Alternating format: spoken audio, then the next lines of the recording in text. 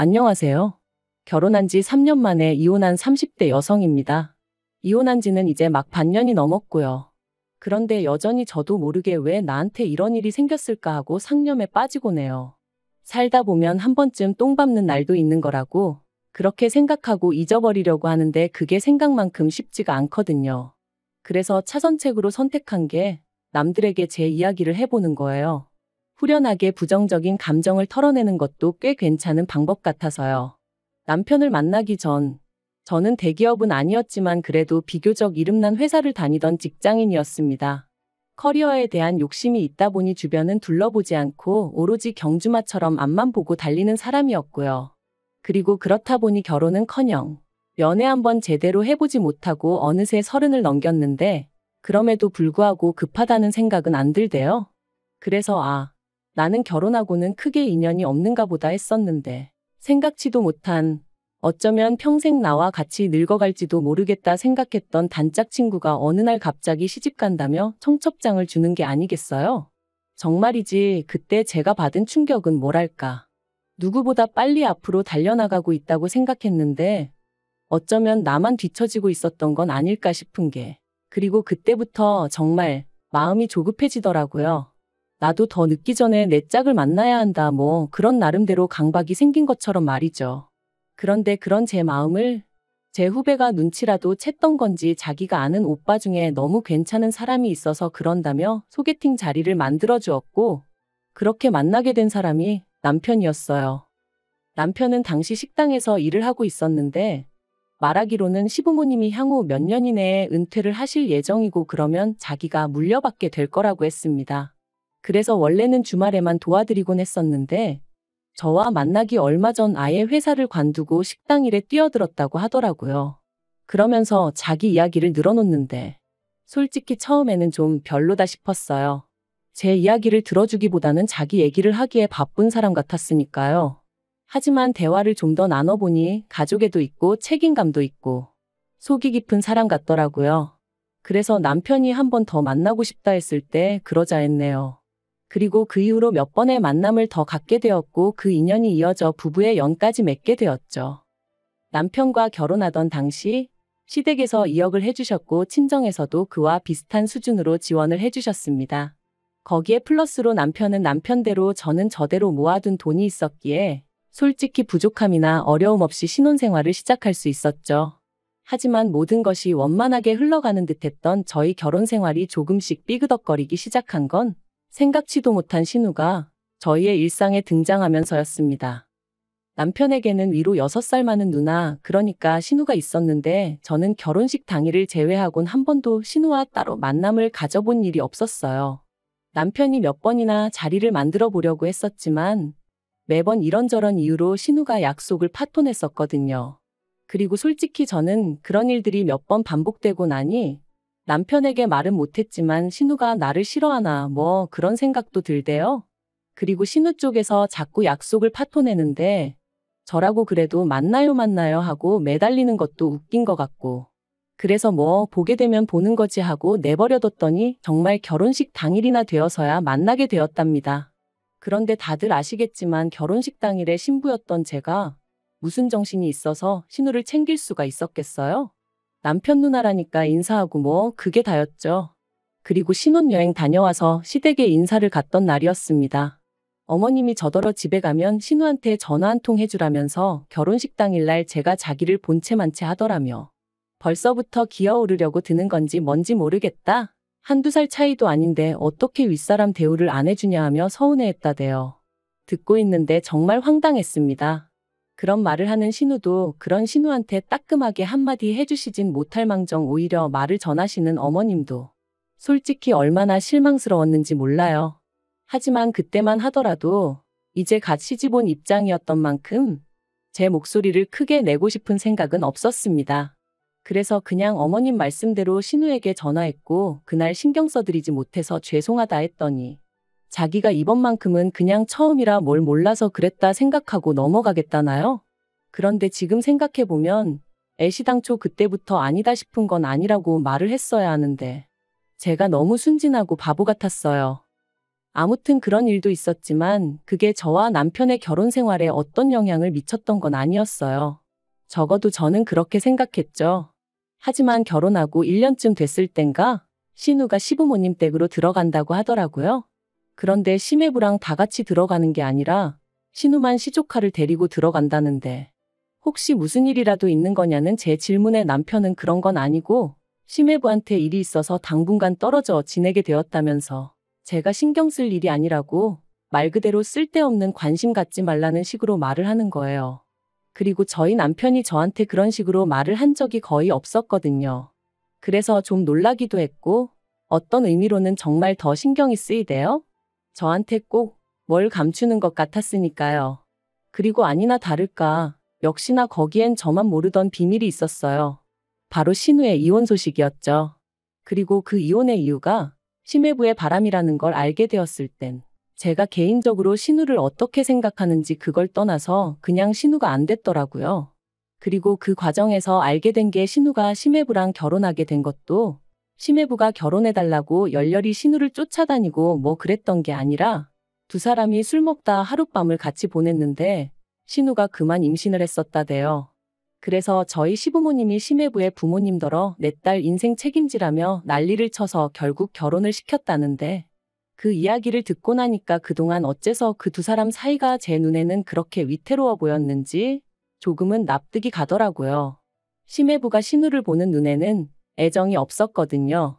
심지어 명절이나 시부모님 생신처럼 온 가족이 모인 자리에서 무식하다 교양 없다 해가며 대놓고 무시하기도 일쑤였고 아무튼 그런 두 사람이었으니 이혼 소리가 나왔을 때 놀라지 않았던 건 결코 저뿐만은 아니었을 겁니다.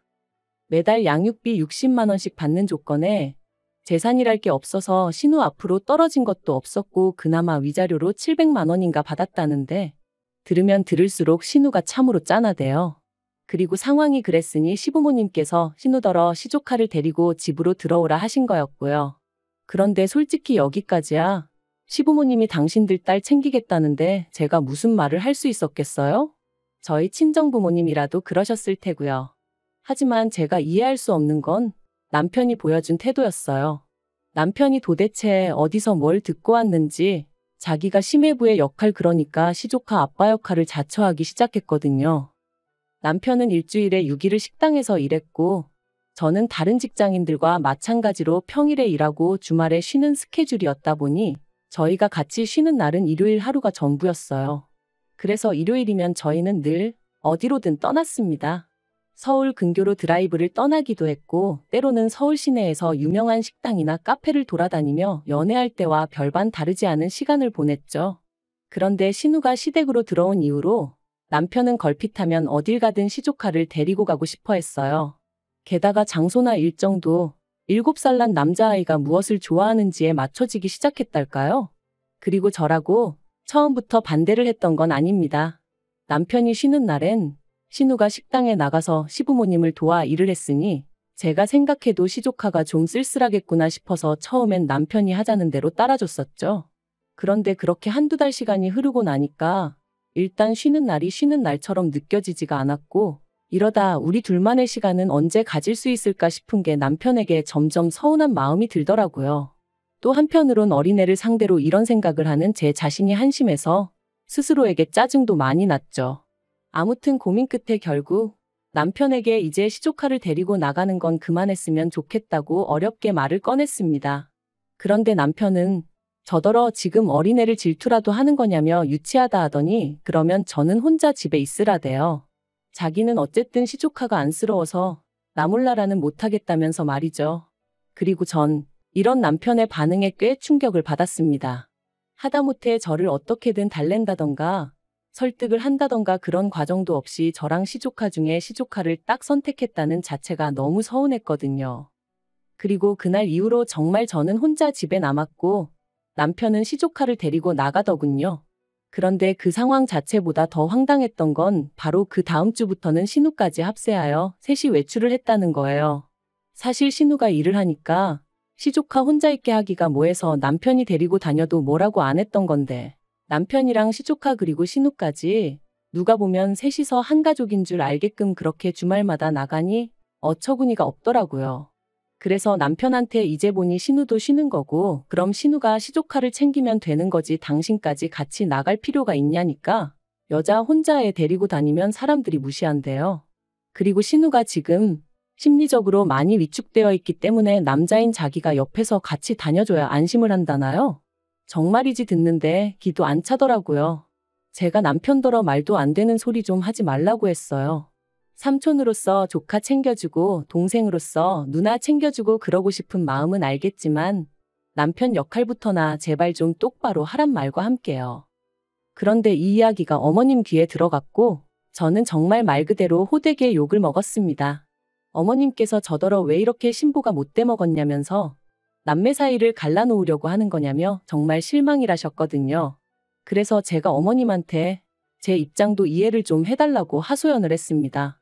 남편이 식당일 마무리하고 집에 오면 11시고 그럼 저희는 1시간도 채 같이 보내지 못한다. 그러다 만나는 게 일요일인데 언젠가부터 신우랑 시조카까지 남편이 챙긴다고더니 정작 부부로서 저희가 같이 함께 보낼 시간이 없다. 어머님도 여자고 아내이시면서 이런 제 마음은 왜 이해를 못 해주시냐. 그리고 저는 솔직히 제가 이렇게까지 이야기를 하면 어머님이 미안하다. 내가 미처 거기까진 생각을 못했다. 내가 네 신우고 네 남편이고 알아듣게 잘 이야기해보겠다 뭐 이런 식으로 나와주실 줄 알았어요. 그런데 제가 드라마를 너무 많이 봤던 걸까요? 아니면 이상과 현실을 구분 못하는 바보 천치였던 걸까요? 어머님이 보여주신 반응은 제 예상과는 완전히 달랐습니다. 저더러 나는 여자고 아내고 그런 건 모르겠고 내 새끼들이 가깝게 지내는 게 좋다. 누구건 간에 내 딸한테 상처 주는 꼴 이제는 못 본다. 그게 내 며느리라고 해도 나는 용서 못한다. 도무지 대화가 통하지 않는다는 게 이런 거구나 싶었어요. 그래서 어머님 뜻 잘 알겠다고 그러고 집으로 돌아왔습니다. 집에 돌아와 곰곰이 생각을 해봤는데 도무지 감당을 못하겠더군요. 막말로 신우가 재혼을 하지 않는 한 언제까지라도 이런 생활이 이어질 것만 같았고 그럼 도대체 우리 애는 언제 갔지? 그런 생각도 들고 설령 제가 애를 낳는다고 한들 우리 애가 시조카한테 치이지 말란 법이 있나 싶기도 하고 생각할수록 말 그대로 머리가 터질 것처럼 아팠어요. 그리고 그렇게 며칠 동안 어디다 말도 못하고 혼자 끙끙 앓다가 결국 남편에게 헤어지자 했습니다. 당신이 그렇게 가족을 끔찍히 생각하는 줄 몰랐다고. 그런데 나는 아직 당신에게 진짜 가족이 아닌가 보다고. 그러니 내가 빠져주겠다 했어요. 그런데 남편이 그제서야 자기가 평생 신우나 시조카 뒷바라지를 하겠다는 것도 아닌데 왜 이렇게 예민하게 반응하냐며 신우가 불쌍하지도 않냐? 조금만 참아라 그러더라고요. 죽어도 서운했냐 미안하다 그런 말은 안 하고. 그래서 그냥 아니라고 원 없이 챙겨주라 했어요. 솔직히 언젠가부턴 신우가 본처 같고 제가 첩 같은 기분까지 들어서 더는 신경 쓰기도 싫고 여러 가지로 마음이 떠났던 것 같아요. 그런데 남편은 마지막까지도 네가 이런 식으로 나오면 우리 누나가 얼마나 불편하겠냐. 가뜩이나 힘든 사람 더 힘들게 해야겠냐. 너 연애할 때만 하더라도 남들한테 친절하고 상냥해서 내가 그게 좋아서 너랑 결혼하기로 한 건데 이게 네 진짜 본 모습이냐 그러더라고요.